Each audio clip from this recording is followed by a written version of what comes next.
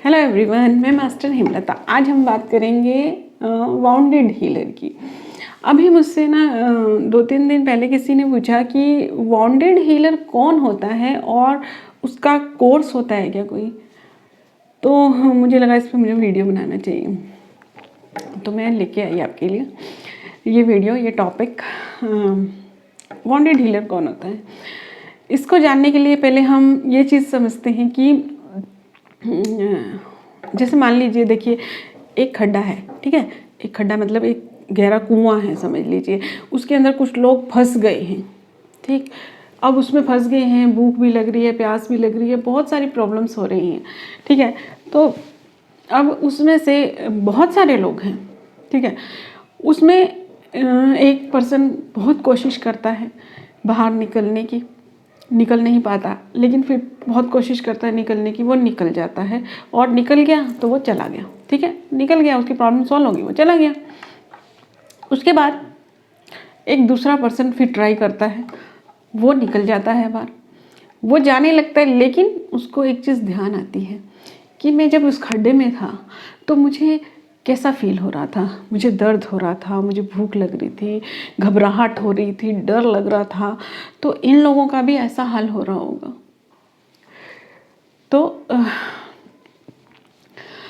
तो उन उन लोगों को भी बाहर निकालना चाहिए, ठीक है। तो वो कोशिश करता है कि जिस मेथड को फॉलो करके वो बाहर आया है, पहले उसने कई तरीके अपनाए लेकिन वो नहीं आ रहा था, लेकिन जिसमें वो सफल हो गया, कि बहुत सारे तरीके हैं, अब किस तरह से वो बाहर आया है, उसी मेथड को दूसरों को बताता है कि इस तरह से करो, इस तरह से करो और बाहर आ जाओगे। उसको पूरा गाइड करता है। अब वहाँ बहुत सारे लोग, मान लीजिए 10 लोग हैं, उसके उस तरीके से 2-3 लोग बाहर आ जाते हैं, तो उसको बहुत अच्छा लगता है, बाहर आ जाते हैं कि जिस चीज़ में से वो खुद निकल के आया है, उसने दूसरे लोगों को भी बाहर निकाल लिया उसमें से। तो अब फिर उसमें और भी लोग हैं, लेकिन वो निकल नहीं पा रहे हैं। जो मेथड वो बता रहे हैं वो उस मेथड से निकल ही नहीं पा रहे, क्योंकि सब चीज़ें सब नहीं कर सकते। अब वॉल पे चढ़ना है, ठीक है, कई लोग कर लेते हैं, नहीं कर सकते, ठीक है।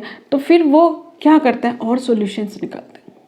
कि पहले वो क्या सोचते हैं कि ये निकल ही नहीं रहे हैं, निकल ही नहीं पा रहे हैं, तो मैं क्या करूँ, मैं तो पूरी गाइड कर रहा हूँ। लेकिन वो अपने आप को रोक नहीं पाता। उसका सिर्फ एक ही टारगेट हो जाता है कि उन लोगों को बाहर निकालना है।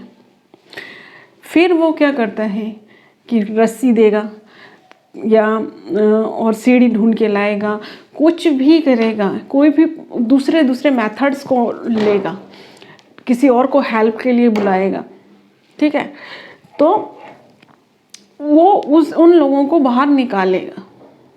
लेकिन उस सब की कोशिशों के बावजूद भी अगर भगवान की ऐसी मर्जी है या उस पर्सन के कुछ ऐसे कर्म हैं जिसकी वजह से वो नहीं निकल पा रहा है, एक पर्सन ऐसा रह गया जो नहीं निकल पा रहा है, तो वो उसके लिए प्रेयर करके छोड़ना ही पड़ेगा उसको।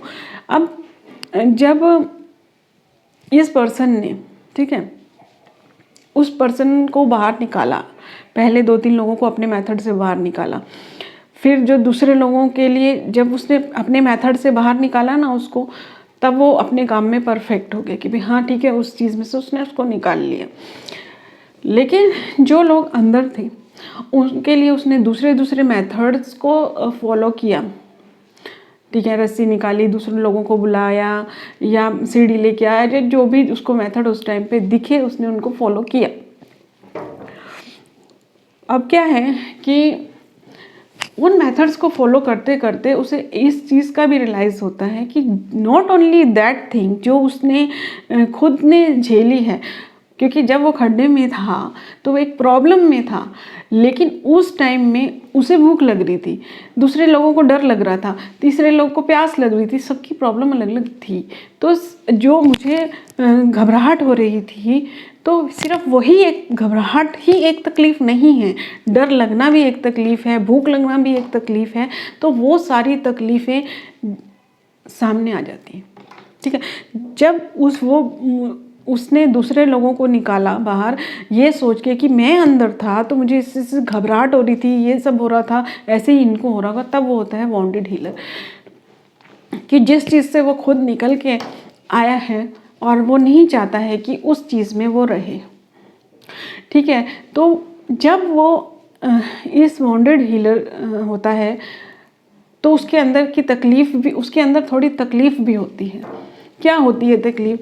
कि जिन लोगों को वो निकालना चाह रहा है वो उस चीज़ को नहीं पकड़ पा रहे, जिनको वो हाथ दे रहा है वो उस चीज़ को पकड़ नहीं पा रहे हैं, वो उस रास्ते से नहीं आ पा रहे हैं। तो फिर ये जो तकलीफ़ होती है वो भगवान देखता है और एंजल्स देखते हैं और फिर